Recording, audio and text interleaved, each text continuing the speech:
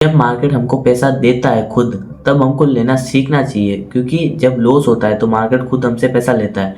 लेकिन जब मार्केट खुद हमको दे रहा होता है पैसा, तो हमको लेना चाहिए। ये मैं क्यों बोल रहा हूँ, क्योंकि बहुत लोग होते हैं कि जब प्रॉफिट आया, ट्रेड में कुछ प्रॉफिट आया तो अपना प्रॉफिट बुक कर लेते हैं जल्दी, और बस छोड़ ऐसे देखते हैं कि भाई अब तो हमारा प्रॉफिट हो गया, और फिर दूसरा ट्रेड करने लग जाते हैं और ओवर ट्रेडिंग करते हैं, और फिर जो प्रॉफिट होता है वो भी लॉस में कन्वर्ट कर देते हैं। तो इससे अच्छा जो आपका प्रॉफिट, जो आपका ट्रेड है जो प्रॉफिट में चल रहा है, उस ट्रेड को आप बड़े टारगेट तक होल्ड रखो। अगर आप देख सकते हो ये स्क्रीन पे, यहाँ पे मैंने गोल्ड में एक टारगेट हिट हुआ है, आज बिटकॉइन में मेरा एक टारगेट हिट हुआ है, क्योंकि आज मेरा दिन था, आज मार्केट ने मुझे पैसा दिया, तो मैंने यहाँ पे बड़े बड़े टारगेट्स लिए। और ऐसा नहीं है कि ये ट्रेड मैंने खुद लिए और अपने फ्री टेलीग्राम चैनल पर शेयर किए, नहीं। आप खुद देख सकते हो, जब ये गोल्ड का ट्रेड यहाँ पे बना था, यहाँ पे शेयर किया था, और जब ये बिटकॉइन का ट्रेड यहाँ पे बना था तब शेयर किया था, और दोनों ट्रेड में मेरे यहाँ पे टारगेट हिट हुआ। ये बिटकॉइन में टारगेट हिट हुआ सेलिंग का ट्रेड में, और ये बाइंग का ट्रेड में टारगेट हिट हुआ। तो फ्री टेलीग्राम चैनल ज्वाइन करना ना भूलें, लिंक इसका डिस्क्रिप्शन बॉक्स में मिल जाएगा, ज्वाइन कर लो।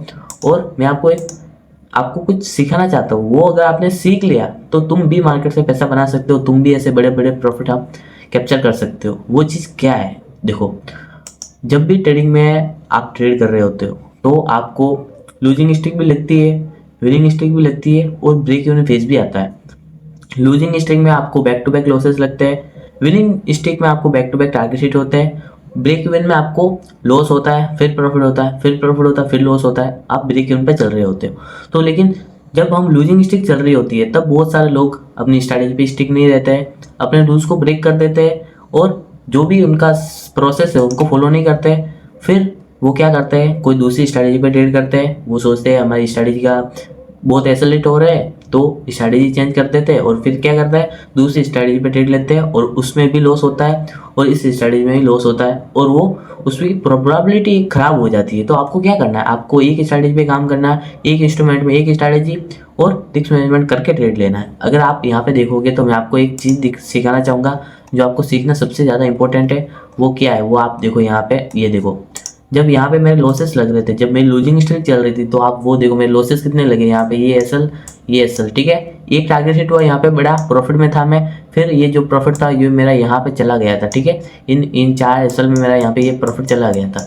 लेकिन जब उसके बाद में और भी एसएल लगे, देखो उसके बाद में कितने लगे, ये एसएल है, ये कितने यहाँ पे ऑलमोस्ट यहाँ से 8 एसएल यहाँ पे और लगे। उसके बाद में एक टारगेट हिट हुआ, एक टारगेट हिट हुआ कितना, $230 का यहाँ पे प्रॉफिट हुआ, $230 एक ट्रेड में। अब मेरा जो ये बड़ा लॉस था पूरा रिकवर हो गया, पूरा बड़ा लॉस रिकवर हो गया, और अब मैं यहाँ पे प्रॉफिट में आ गया। और अब मेरा जो ये बिटकॉइन में सेलिंग का ट्रेड है, इसमें मैंने यहाँ पे $150 के यहाँ पे प्रॉफिट अर्निंग चल रहा था, इसमें मैंने यहाँ पे ये प्रॉफिट बुक किया, $160 का प्रॉफिट बुक किया।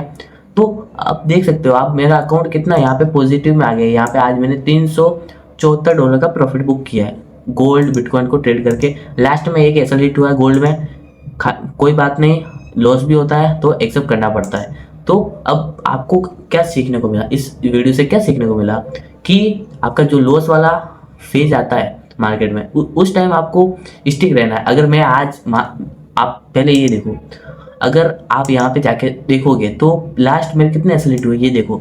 आपको ये सीखना बहुत ज़्यादा इंपॉर्टेंट है। ये देखो, यहाँ पे एसएल, यहाँ पे एसएल, यहाँ पे एसएल, इस फेज में कोई नहीं टिक पाता, ये लॉस वाले फेज में कोई नहीं टिक पाता, इस फेज में कोई नहीं टिक पाता। लेकिन सब चाहते हैं कि बस ये वाला फेज आए, बस टारगेट हिट हो।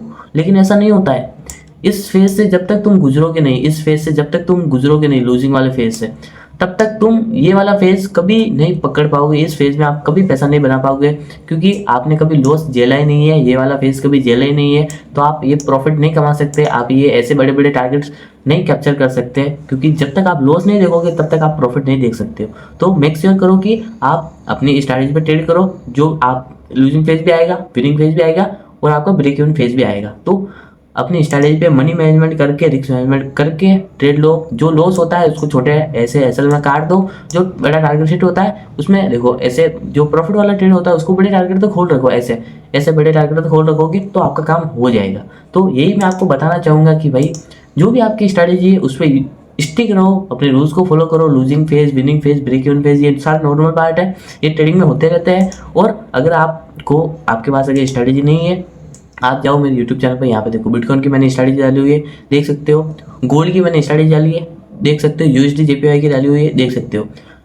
बिटकॉइन में जो सेलिंग का ट्रेड था इस स्ट्रैटेजी का था, गोल्ड में जो बाइंग का ट्रेड था इस स्ट्रैटेजी का था, और दोनों में टारगेट हिट हुआ। और एसएल भी हिट होते हैं, ऐसा नहीं है कि सब टारगेट हिट होते हैं, एसएल भी हिट होते हैं। तो सब पार्ट ऑफ गेम है। आप लॉस भी करोगे, प्रॉफिट भी करोगे, छोटा लॉस भी करोगे, बड़ा प्रॉफिट भी करोगे, लेकिन आपको बस बड़ा लॉस नहीं होना चाहिए। छोटा लॉस और छोटा प्रॉफिट ये दोनों कट आउट हो जाएंगे, बड़ा प्रॉफिट आपके अकाउंट को स्केल करेगा। तो ये सीखना बहुत ज़्यादा इंपॉर्टेंट है। आई होप इस वीडियो से आपको कुछ सीखने को मिला होगा, ट्रेडिंग की रियलिटी पता चली होगी कि भाई ट्रेडिंग में ऐसा नहीं है कि सब टारगेट हिट होते हैं, ऐसा भी नहीं है कि सब लॉस ही लॉस होते हैं। सारे फेजेस आते हैं, लॉस वाला, बड़ा प्रॉफिट वाला और ब्रेक इवन वाला। तीनों फेज में टिकना पड़ता है, एक ही माइंडसेट के साथ ट्रेड करना पड़ता है। तो वीडियो अच्छा लगा अपने उस दोस्त के साथ शेयर कर दो जिसको ट्रेडिंग नहीं आती है या फिर जो ट्रेडिंग सीख रहा है, तो उसकी भी हेल्प हो जाएगी। और अगर वीडियो अच्छा लगा वीडियो को लाइक करें, चैनल को सब्सक्राइब करें। मैं मिलता हूँ आपको नेक्स्ट वीडियो में। धन्यवाद वीडियो देखने के लिए।